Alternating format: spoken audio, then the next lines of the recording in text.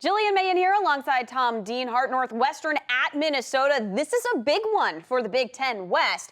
And Northwestern still has the top receiver in the entire Big Ten in Austin Carr, and coming off of a very impressive game offensively, the entire offense for Northwestern against Purdue. Yeah, at Purdue, over 600 yards of offense for the Wildcats. That big three for Northwestern: Clayton Thorson, Justin Jackson, Austin Carr. There may not be a better trio in the Big Ten. Thorson had over 250 yards passing.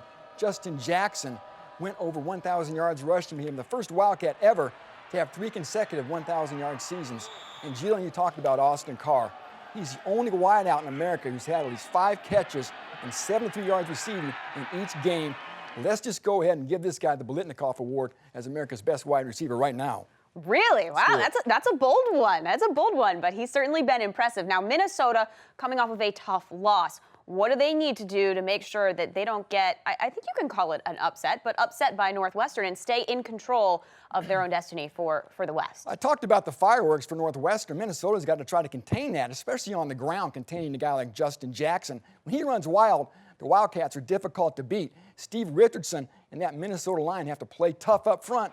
And conversely, Minnesota's got to run the football. Jillian, they only had 85 yards rushing last week at Nebraska. That was the first time this year Minnesota's had less than 100 yards rushing in the ball game.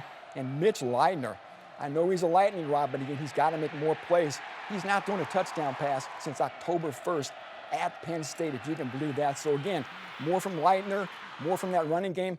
Maybe Minnesota can beat the Wildcats.